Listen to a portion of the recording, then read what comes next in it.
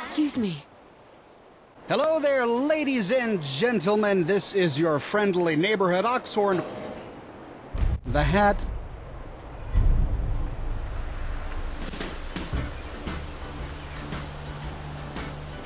I'm the type of guy who will never settle down.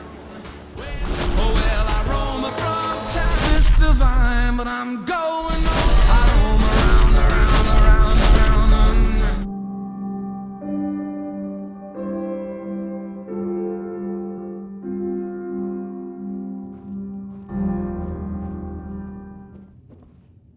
What now? Who is the mysterious stranger?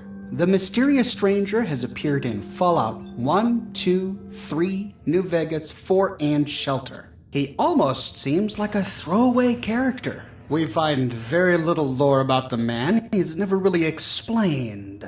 It sort of seems to be understood that he's just there. He's some phantom guy who shows up out of nowhere to help you in battle and then disappears.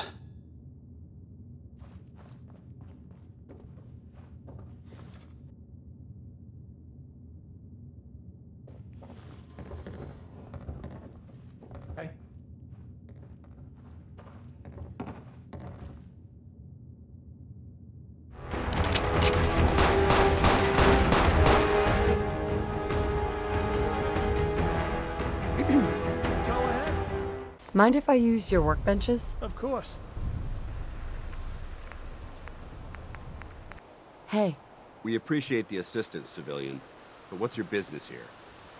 I'm Paladin Dance, Brotherhood of Steel. let's get moving. Outstanding. Palin, take Reese inside and bind his wounds. Yes, sir.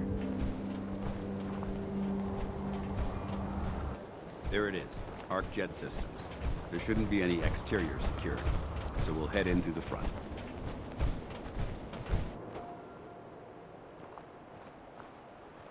Hi. You're all familiar with the super mutant behemoth named Swan at Swan's Pond. But if you go to his little shack, you learn that his original name was Edgar Swan. There are 4 notes in Swan's shack that tell us a little bit about where he came from.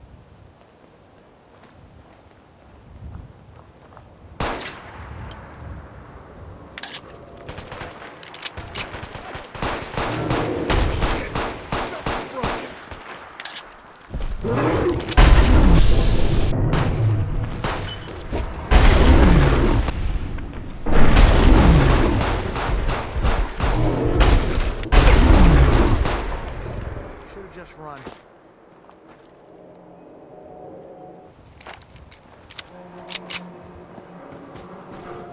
Excuse me. A remarkably preserved mansion.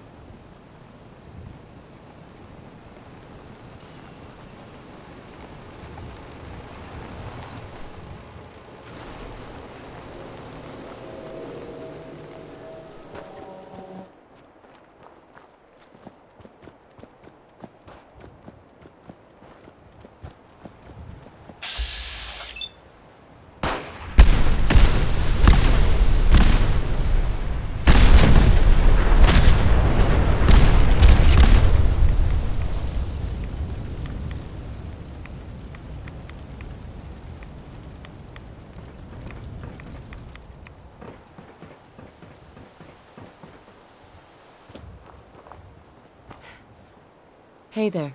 West of the Taffington Boathouse, next to the water, is a little walled town called Covenant. Unlike many of the settlements in the Commonwealth, this one does not appear to be dilapidated. It even has working machine gun turrets lining the walls and a guard stationed outside.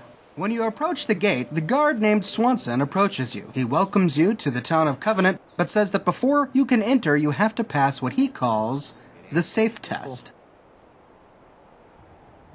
Sweet. Use a stealth boy and just sneak by. You're golden.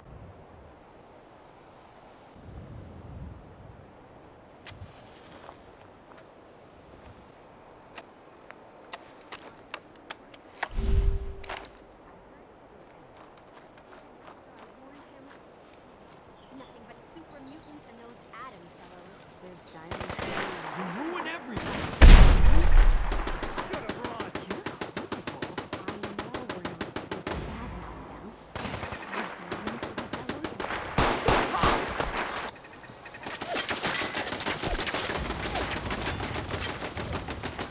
Well, it's clear that Dr. Rosalind Chambers is a damaged individual. She truly suffered tragedy during the Broken Mask incident. Years ago, when... Find him! I lost him!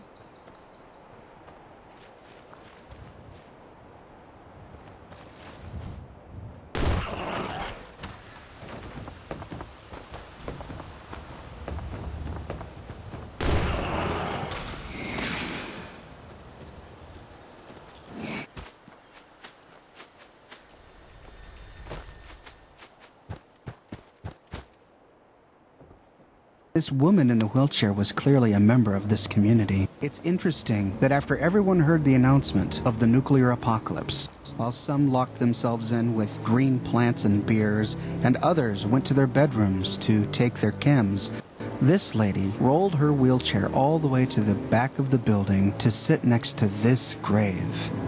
Maybe it was the grave of her husband. Maybe they came to this retirement home together, and then he left before she did. Or maybe this was the only friend she made at Mystic Pines. She would wake up every morning and the two of them would play games together, talk about their children and their grandchildren. And then after she died, this woman couldn't make any more friends at the community. And so every day she would come back here and place flowers on the grave of her only friend.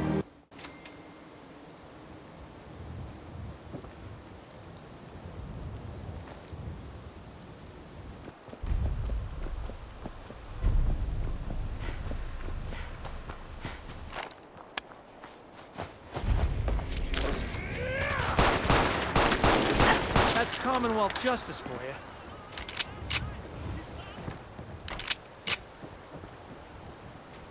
Excuse me. On the floor by the window is the body of a woman. Her name is Mary Sutton. On her body is some normal loot and also a note named Margaret's Note.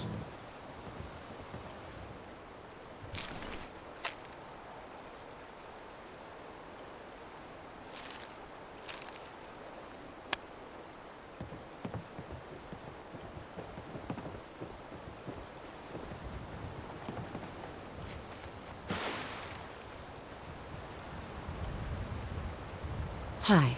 This is the body of Margaret, Mary's daughter. On her body is yet another note.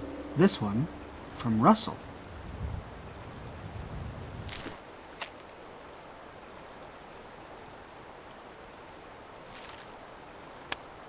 This sad, twisted story is starting to become more clear. Now we just have to find Russell. So enter the pipe.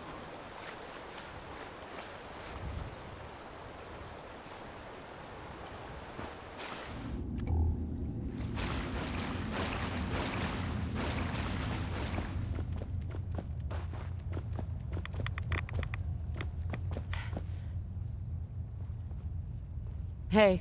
The body of Russell. He didn't make it. On his body is the holotape referenced in both of the other notes.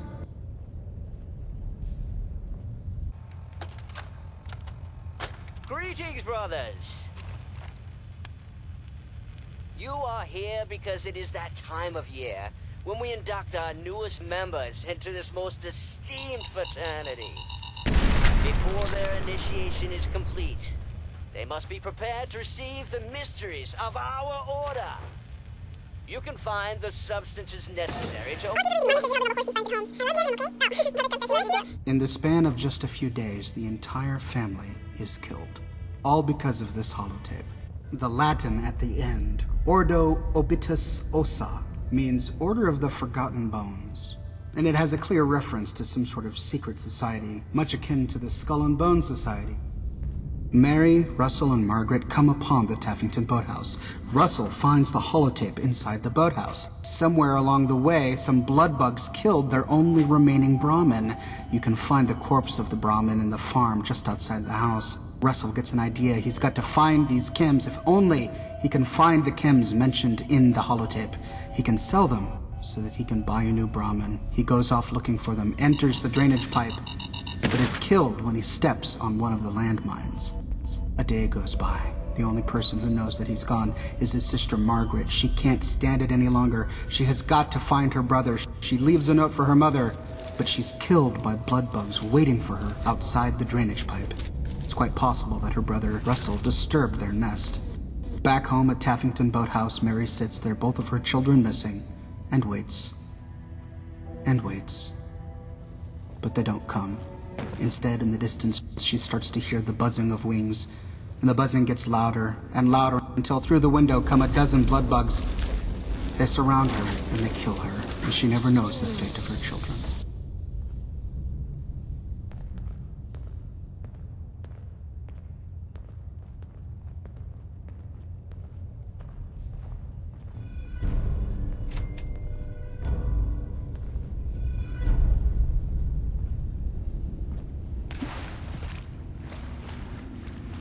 Hey, If you travel to the northeast side of the Commonwealth, you find a swimming pool called the Slog. The unique thing about this settlement is that all of the inhabitants are ghouls.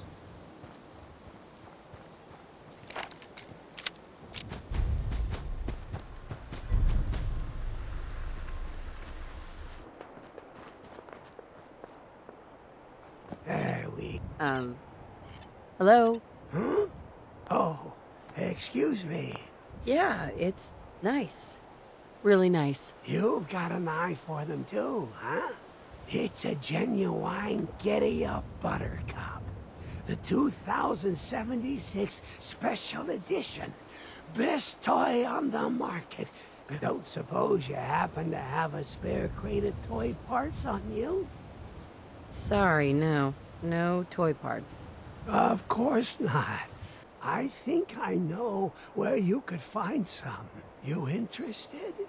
All right, I'll do it. Thanks. The old automat. All right. Well. Hey there. There are a few ways to get the ID card that allows you access to the toy parts at the factory.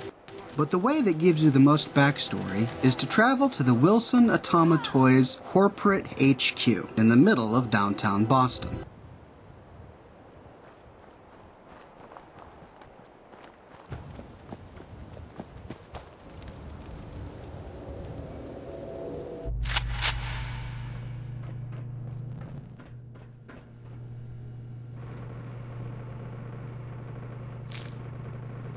Stop.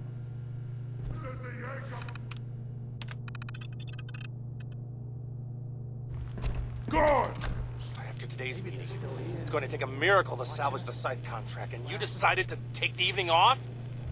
Look, I wanted to keep the old man out of it, but what could I do? He called me out in front of the board. I had to fire him. Where do you stand, Nate? Are you with me or with him? I want you in my office Monday at 9 sharp. We can discuss the contract, or we can discuss your resignation. It's up to you.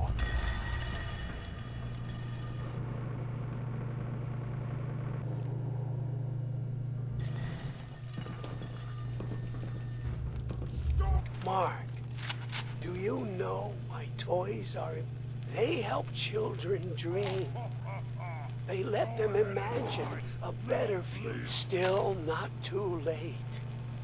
If you won't do it for me, for your father, for the company, then please do it for the children. Excuse me. It's clear that Nate sides with Arlen, and the fact that Mark doesn't get the support he wants clearly rattles him, to the point where he threatens Nate's job too. This man was never meant to be the president of Wilson Atomatoys factory.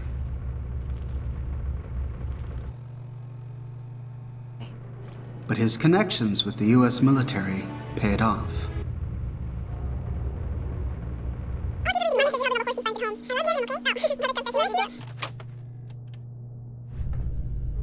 Hi.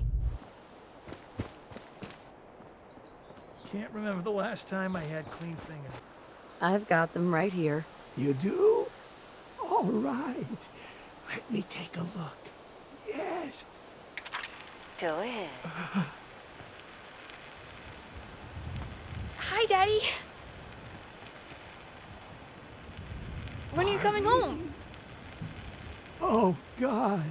You work too much. I want you to read to me again. Mommy says you're helping all the horsies find good homes. Take care of them, okay? I have, I love you. and you. Oh, Buttercup says she loves you too. Me miss you? Come home soon. Oh, Marlene, What now? I can't possibly repay you for this. Here, take everything I have. It's not much, but...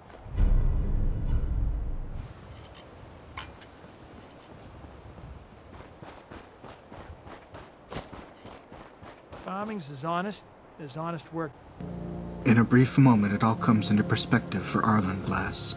He built those toys to give children hope, but what did his one child want? She just wanted her daddy. You work too much. You work too much. Marlene is long gone, but what is he doing? He's still working on those stupid toys. That work took him from his daughter. And yes, he was a good daddy. He brought Marlene to the office. He tried to make his work and make the toy business part of her childhood. But Marlene didn't think about that. She just wanted her daddy. Daddy, you work too much. I think those words really hit home to him at that moment. Because after that, he no longer made toys.